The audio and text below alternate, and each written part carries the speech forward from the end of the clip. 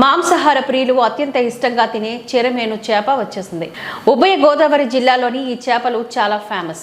మత్స్యకారులు యానాంలో వేటకు వెళ్లగా 2 చిన్న క్యాన్ల చీరమేను లభించింది. మార్కెట్లో చేపలు విక్రయించే పార్వతి అనే మహిళ వాటిని 8,800కు వేలంపాటలో దక్కించుకుంది. ఈ సందర్భంగా స్థానిక మత్స్యకారుడు పోషయ్య చీరమేను ప్రాముఖ్యతను వివరించాడు. కూర చాలా రుచిగా ఉంటుందని, ఒక్కసారైనా తినాలని అంటున్నారు.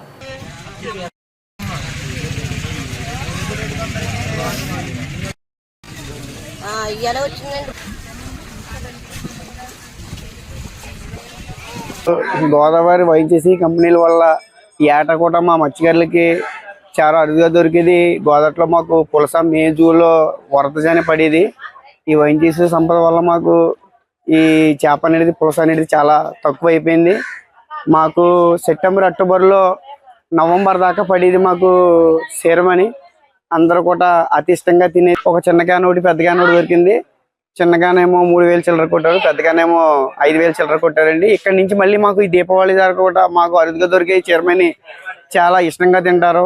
రాజులు అవని, కాపులు అవని, మా ఫిషర్మెన్ కమ్యూనిటీ అవని, ఇతర కమ్యూనిటీలు అన్నీ కూడా అతి ఇష్టంగా తినే చేప ఇది.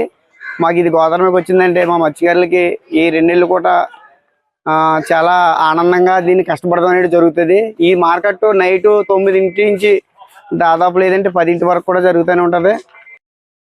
ఈ చీరమని చేప అనేది ఎక్కువగా ఈ రోజుల్లో తూర్పు గాలి అనేది వేస్తుందండి మాకు సముద్రం మీద. తూర్పు గాలి అనేది వేసిన తర్వాత ఆ తూర్పు గాలిజానే మాకు కొంచెం వర్షం అనేది పడుతుంది. తూర్పు వర్షం, ఈ తూర్పు వర్షానికి పుట్టి ఈ తూర్పు గాలిజానే వస్తుంది.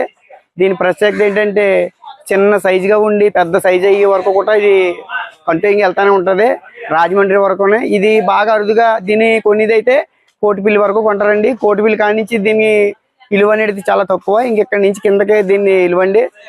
కానీ ఖచ్చితంగా ప్రతి ఒక్కరు కూడా ఈ చీరమని అనేది ఈ రోజుల్లో ఖచ్చితంగా తినాలండి. దాని రుచి కూడా చాలా బాగుంటుంది.